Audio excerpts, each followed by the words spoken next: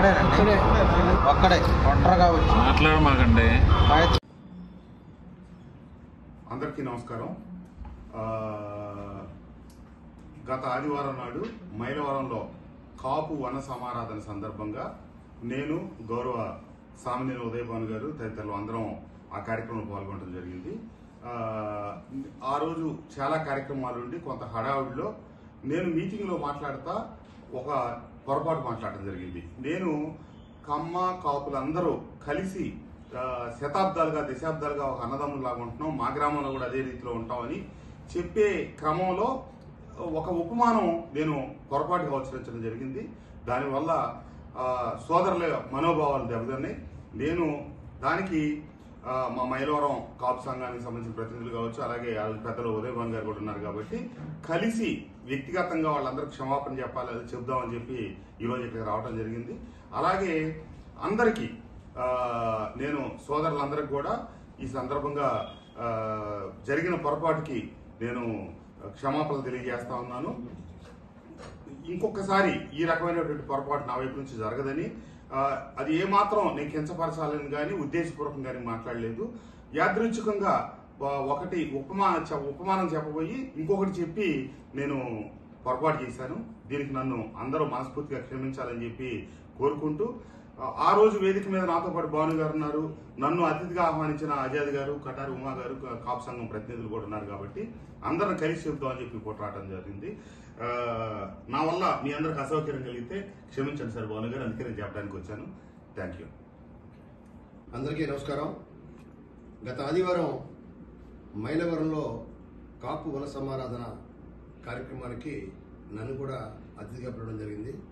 ఆ కార్యక్రమానికి కూడా స్థానిక శాసనసభ్యులు మిత్రులు వసంత కృష్ణప్రసాద్ గారిని కూడా అక్కడున్న స్థానికంగా ఉన్న కాపు మిత్రులతో, కాపు పెద్దలతో అందరితో కూడా ఎప్పుడూ సహకరిస్తూ అన్ని కార్యక్రమాలు ఆయన చురుగ్గా పాల్గొన్నారు కాబట్టి మాకు మీరు అతిథిగా రావాలని చెప్పి ప్రత్యేకంగా ఆయన కోరిన మీదట, కాపు సంఘం కోరిన మీదట ఆయన కూడా అతిథిగా రాజు కాపు వన సమారాధన కార్యక్రమంలో పాల్గొనడం జరిగింది. ఆ కార్యక్రమంలో మరి అందరూ కూడా వసంత కృష్ణప్రసాద్ గారు రావడం అనేది అందరూ కూడా ఆహ్వానించారు మనస్ఫూర్తిగా. సహజంగా కేవలం మైలవరమే కాదు, మొన్న జరిగిన గత ఆదివారం మచిలీపట్నంలో కూడా స్థానికంగా ఉన్న ఎమ్మెల్యే, స్థానికంగా ఉన్న మాజీ ఎంపీ, ఇతర కులాల వాళ్ళు కూడా గెస్ట్గా పిలిచారు. ఈ రాష్ట్రంలో కొన్ని చోట్ల కుల సంఘాల్లో స్థానిక ప్రజాప్రతినిధిని పిలవడం అనేది ఆనవాయితీ. అది అందులో తప్పేం కాదు. కేవలం ఆ కులాన్ని వారిని సంఘీయుల్ని పిలవడం కాకుండా పెద్దలను కూడా పిలిచి గౌరవించుకోవటం అనేది అది సహజసిద్ధంగా వస్తున్న కార్యక్రమం. దీనిలో భాగంగానే కృష్ణప్రసాద్ గారు కూడా ఆ కార్యక్రమం పాల్గొనడం జరిగింది. ఆయన మాట్లాడుతూ ఎవరిని కించపరచాలని కానీ ఎవరిని ఉద్దేశపూర్వకంగా కానీ ఆయన మాట్లాడాల. గ్రామాల్లో పూర్వం పెద్ద కమ్మవారు, చిన్న కమ్మవారు అనేవారు ఉంటారు. అది నాకు కూడా తెలుసు. పెద్ద కమ్మవారు అంటే కొంచెం బాగా డబ్బున్నవాడు, భూస్వాములు. పెద్ద కమ్మవారు కొన్ని ఇంటి పేరుని బట్టి గ్రామాలు పిలుస్తూ ఉండేవాడు. చిన్న కమ్మారంటే కొద్దిపాటి రైతుని చిన్న కమ్మవారు అంటారు. పొరపాటు చిన్న కమ్మవారు అనే బదులు కాపురు అనే మాట వచ్చింది అక్కడ.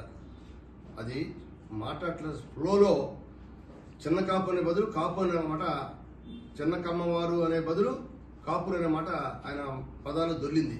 అది ఎక్కడ కూడా ఎవరిని కించపరచడం ఉద్దేశం కాదు. కృష్ణప్రసాద్ గారు అందరినీ చాలా ఉత్సాహపరుస్తూ చక్కగా మాట్లాడారు. కాబట్టి దయచేసి దీన్ని కొంతమంది మిత్రులు రకరకాలుగా సోషల్ మీడియాలో పోస్టులు పెడతా ఉన్నారు, దయచేసి గమనించండి. ఆయన కూడా మొట్టమొదటి కూడా వసంత కృష్ణప్రసాద్ గారు అందరితో మంచిగా ఉన్నారు. మాకు నందిగామ, జగ్గయ్యపేట ప్రాంతాల్లో ఒక కాస్ట్ వాళ్ళని ఇంకో కాస్ట్ వాళ్ళని పిలవడానికి సహజంగా జరుగుతూ ఉంది. ఇవాళ మొన్న మైలవరం జరిగిన కార్యక్రమం మేము గతంలో జగ్గయ్యపేట పెట్టేవాళ్ళం, అలాగే మొన్న విజయవాడ, మర్చిపోవడం చూసాం. ఈ సంవత్సరం జరిగిన కార్యక్రమాల్లో కూడా అదర్ కాస్ట్ వాళ్ళని పిలిచి గౌరవించుకున్నారు, వారిని సన్మానం చేశారు. సో దాన్ని మాత్రం దయచేసి మొన్న కృష్ణప్రసాద్ గారిని మాట్లాడిన మాట ఎక్కడ తప్పు కాదు. దయచేసి ఏదైనా పొరపాటున ఆయన మాట్లాడిన మాట తప్పు అంటే దయచేసి ఆయన మన్నించమని కూడా కోరారు. కాబట్టి ఇది పెద్ద మనసుతోటి ప్రతి వారు కూడా దీన్ని గ్రహించాలని కోరుకుంటూ తీసుకున్నాను. నమస్కారం.